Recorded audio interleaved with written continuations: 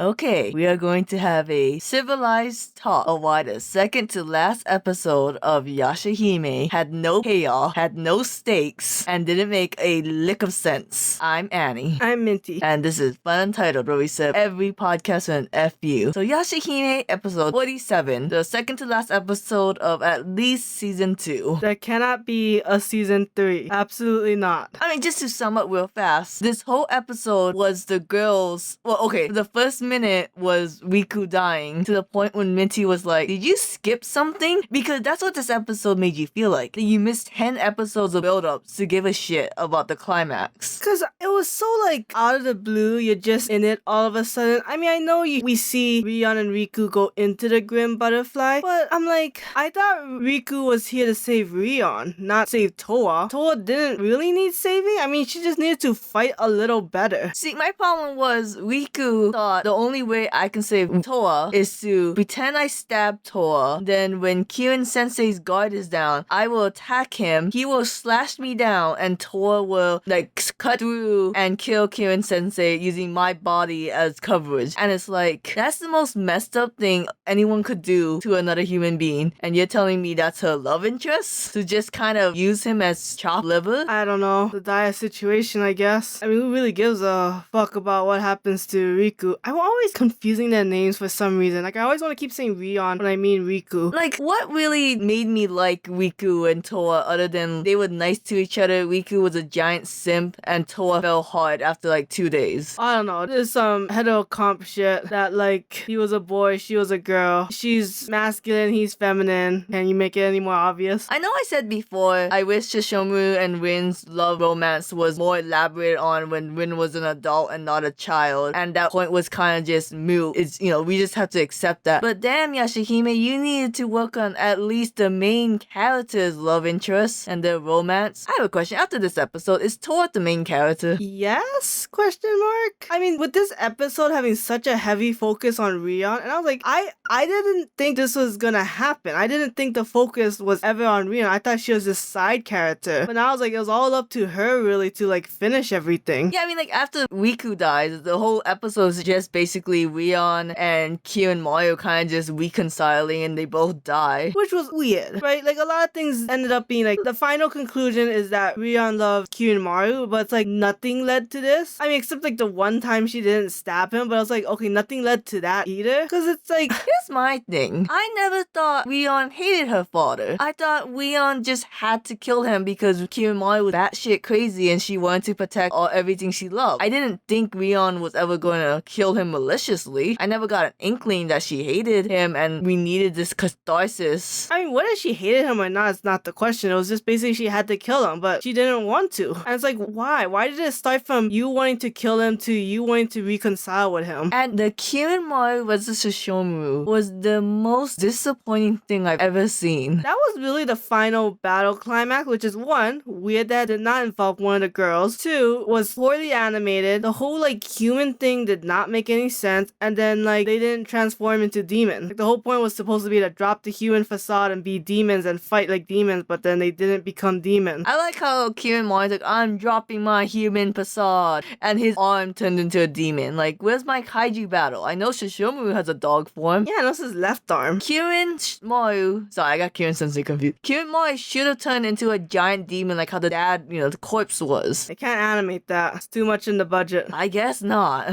But dad, if we didn't save money for the last episode, the last battle, what did we use the money for? That was that one money shot. I think it was when Towa cut one of the strings of faith, which is like weird that she can do it because it's like, then what is Setsuna there for? That's another thing. Setsuna's her so-called power-up pisses me off. It basically is a spear that tells her what to do. Like, you gotta cut that. I'm gonna throb, and you gotta cut that. It's like, great power-up Lance, what is that? A Naginata. Great power-up Naginata. I just got a naggy weapon who just gives me vague hints of how to defeat the main bad guy. You're basically Navi. It doesn't even kill the bad guy. It just makes him feel better. I asked you when she cut the thread of fate between Rion and Kirin Mario and they both went to, I don't know, hell together. I was like, wait, why did we cut the thread? They're just going together. Yeah, that was weird. What was the contention? Because I thought originally it was so that Kirin Mario didn't have a connection with Rion and couldn't watch her anymore. But now it's like, is it supposed to mean that like she cut the thread so that independently they each both wanted to be with each other still and they're not like forced to through a thread of fate? Maybe,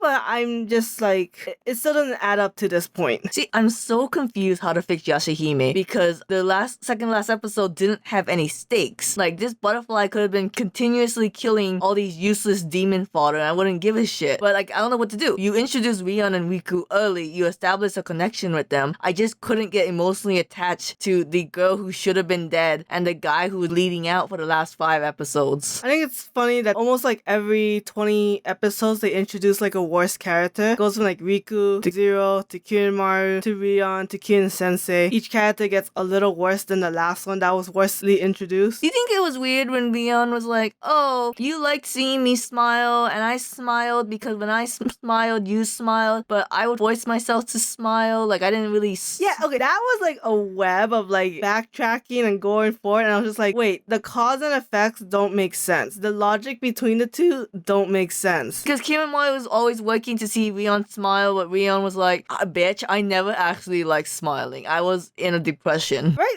Like she didn't like any... Okay, it starts off with like, she likes her father being strong, so she smiled, but then that was a fake smile. So then when Kirin Maru lost, then she just stopped smiling altogether. And then he's like, well, what the fuck do I do? And now I feel bad for Kirin Maru, because honestly, he did get a lot of mixed signals. Okay, you know when Rion decided I will never smile from this day forward because my father was in danger and he almost died against Toga? Why did they do a weird fade effect of her going from stoic number 1 to stoic number 2? Because it's cheaper to do a fade effect than add 3 scenes. Now, here's the thing. You could have just done a jump cut. It wasn't that much of a difference. The only reason why it was a difference is because you took the second to fade transition. There's a lot of questionable things happening in this episode. If someone told you to fix Yashahime's ending, what would you have done? Because I honestly think this is fixable. I think that if it had to be this way, like not taking out like or changing too much from the past, I just think the whole Rion and Kirin Maru relationship should have been stronger or should have made more sense of what happened, because I still think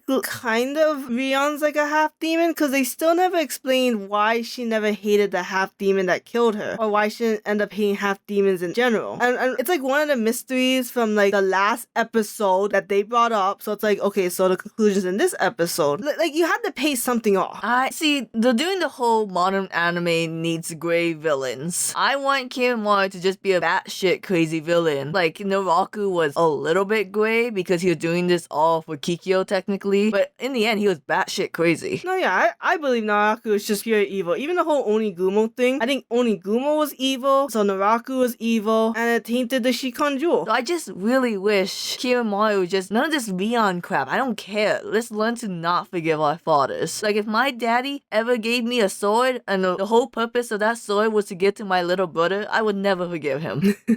When there's a hero and a protagonist, they either have to be foils or parallelisms, and they just didn't really have either, except that there was like a vague father-daughter relationship, but besides them having a father-daughter relationship, there wasn't really anything to any of them, so you couldn't really compare or contrast the relationship, because then they're just really focused on them individually, but they still tried to connect it to the dads, but they never let the dads really play a role in each other's lives, because really, as we saw, there was a lot of back and forth. You know, the girls had no agency, did they, in their own story? The 3 half-demon Yashahimes who was in the Shikon Jewel prophecy, neither demon nor human. They mostly just react to everything. Sure, yeah. I know you can argue maybe Inuyasha didn't have much agency, it was him reacting to Naraku, but I think Inuyasha just did it a little bit better because... A little bit. They did it a lot better. I just mean the agency factor. Okay. Because at least like Inuyasha ran out to try to get his sword stronger. You know, he was like, I gotta get that dragon skill. Like, I gotta keep looking for Naraku. Meanwhile, the girls just like, alright, an old Inuyasha NPC told me to go here. Yeah, that was a little annoying. Because like, Inuyasha, I need to defeat Naraku. The girls. I think we want to save our mom. In the beginning, we didn't give a shit, but suddenly we started giving a shit halfway through. And in the last episode, they'll probably add more stuff with them bonding or whatever. And then people think there's going to be a season 3 because they said never-ending adventure or a new adventure waits. No, that's what they. Well, okay, I was gonna say that's what they ended with Fairy Tale, but then the 100-year quest came out, so maybe people are right. Maybe there's gonna be a third season. We're just gonna have to kill ourselves for another it's like half a year doing Yashahime. Like the first time we did it, we didn't know what was going into it, and then the second time I was like, there was hope and glimmer that was gonna get better, and then it's just like, no, just dashed everything. It got really bad at the end of season 2. Like season 1 was okay, it was more bland, but season 2 is just bad and like unbearable. Like I don't even like watching it anymore. Even with the old cast, I mean, like the last scene was very cute when you see like these family pictures of everyone, but beyond that, I could just see that in like a single illustration. And with that, hopefully you will join us for the last episode of Yashahime next week, or us in tears because there's a season 3 and they're gonna bring back Naraku's next gen. That'd be kind of cool. Okay, goodbye.